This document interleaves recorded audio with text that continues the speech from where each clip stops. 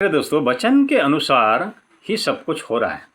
लोग समझे ना समझे वो बात अलग है, माने ना माने बात अलग है, क्योंकि मन अपना अधिकार में और मन जो है कि वो परमेश्वर का अधिकार में नहीं होने की वजह से लोग मनमर्जी सोच विचार करते हैं निश्चित रूप से। मगर सच क्या है और झूठ क्या है सिर्फ आप परमेश्वर का वचन के द्वारा ही आपको पता लगता है। इसीलिए जिस किसी का अंदर में दुनिया का सारा ज्ञान हो, दुनिया का सब कुछ हो उनके पास में, लेकिन अगर परमेश्वर का ज्ञान यानी कि शास्त्र यानी कि पवित्र शास्त्र का यानी कि परमेश्वर का ज्ञान अगर ना हो अंदर में, तो फिर वो भ्रमित है, फिर आधा अधूरा है, कहीं जाके गिर जाना, अंधेरे में भटकना, फिर अपने आप को नाश कर देना। इसीलिए प्रभु बोलते हैं कि तुम सारे जगत को पा लिया, जीत लिया, लेकिन आखिरी में तू अगर अपना प्राण को अगर नहीं बचा पाया तो क्या क्या फ़ायदा। इसी प्रकार से प्रभु यीशु भी बोलता है।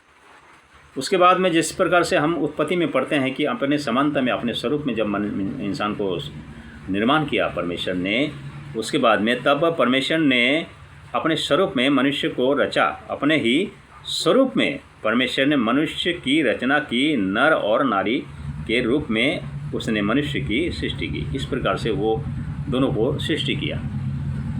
लेकिन मनुष्य जाति जो है कि मन को कंट्रोल नहीं करने की वजह से और अपने जीव को कंट्रोल नहीं कर सकने की वजह से शैतान इस दोनों को इस्तेमाल करते हुए वो बहुत साल कोशिश किया कि इन दोनों को यानी कि आदम हवा को जब निर्माण करके आदम वाटिका में रखा गया, वो एक पवित्र युग था, पवित्र देश था, पवित्र शासन था और निष्पाप था, निष्कलंक था, निर्दोष था और परमेश्वर का उपस्थिति में चलने वाले मनुष्य थे आदम और हवा।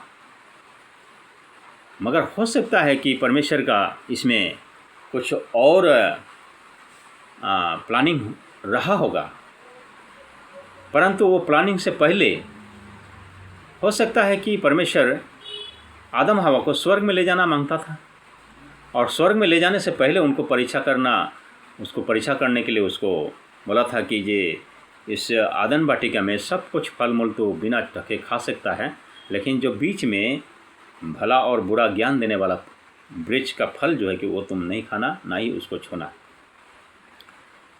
तो इस बात को ही शैतान ने फ़ायदा उठाया और इस बात को फ़ायदा उठाते हुए इनको फल को खिलाने में वो सक्षम हुआ और जैसे वो फल को खा लिया ऐसे मनुष्य जाति पाप में गिर गया। पाप में गिरने के बाद में वो परमेश्वर का प्लानिंग को भी पूरा नाश कर दिया, क्योंकि शैतान पूरा अगेंस्ट में है। लेकिन परमेश्वर अपने अगेंस्ट को न्याय में देता है, न्याय करेगा एक दिन, लेकिन वो समय के अनुसार उनका पूरी रीति से मौका देने के बाद और उनको सफाई देने का मौका देने के बाद ही एक समय तय करके ही रखता है, उस समय में ही उसका न्याय करेगा। परमेश्वर हड़बड़ी नहीं करता है और बिना सोचे समझे किसी पर न्याय नहीं करता है।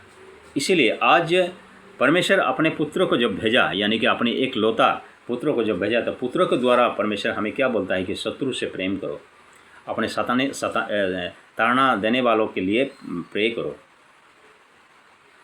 प्रार्थना करो, क्योंकि ये परमेश्वर का स्वभाव है। क्योंकि हम परमेश्वर का स्वरूप में हैं, इसीलिए परमेश्वर नहीं चाहता है कि कोई भी इस प्रकार से मनुष्य जाति कार्य करे ताकि हमसे मिलाप ना हो।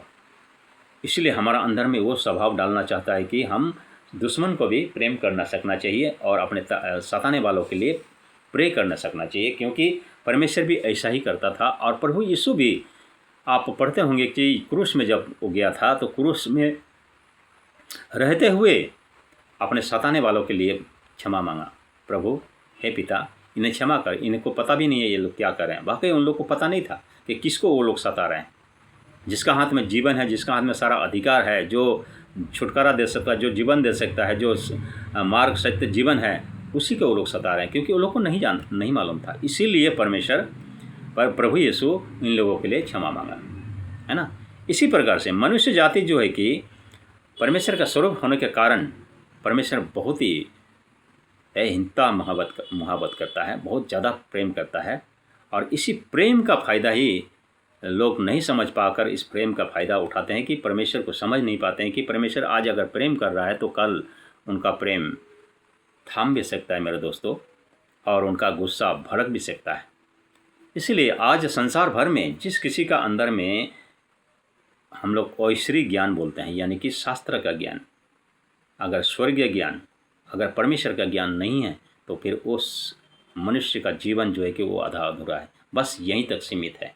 यहाँ के बाद उसको बस सीधा यहाँ से न्याय में पड़ जाना है। और जो कोई भी आज अगर परमेश्वर को समझ लिया और परमेश्वर को जानता है और परमेश्वर के वचन के अनुसार है, परमेश्वर का इंटरेस्ट है, उनका शास्त्र का ज्ञान है, तो फिर उनका बचाव होने का बहुत अच्छा रास्ता है, जो कि वो अपने आप को बचा सकता है। और एक अनंत जीवन, इस जीवन के बाद में जो एक और जीवन होता है, वो बड़ा जीवन जो कभी नहीं मरने वाला, कभी नाश नहीं होने वाला, वो जीवन के लिए ही परमेश्वर हमें इस प्रकार से हमारे बीच में वचन के द्वारा वो अपने को प्रकट करता है और हमें समझाता है, हमें सिखाता है और मार्गदर्शन करता है, ताकि तुम उधर नहीं इधर, यानी कि नरक की तरफ नहीं। नरक जो है वो शैतान के लिए, यानी कि लूसीफर के लिए बनाया हुआ है, मनुष्य के लिए नहीं। मगर लूसीफर ने इसको चैलेंज करते हुए और यही मन और जीव का मौका का फ़ायदा उठाते हुए, जो मनुष्य इसको दोनों को अच्छी तरीक़ा से व्यवहार नहीं करने की वजह से वो इसका फ़ायदा उठाकर इसका अंदर में वो अपने जगह बनाकर मनुष्य को नाश करने में सक्षम है। तो दोस्तों, अपना मन और अपना जीव को बहुत ज़्यादा कंट्रोल करने के लिए कोशिश कीजिए, फिर देखिए विजय हमारा है। आमीन। Praise the Lord. हालेलुया।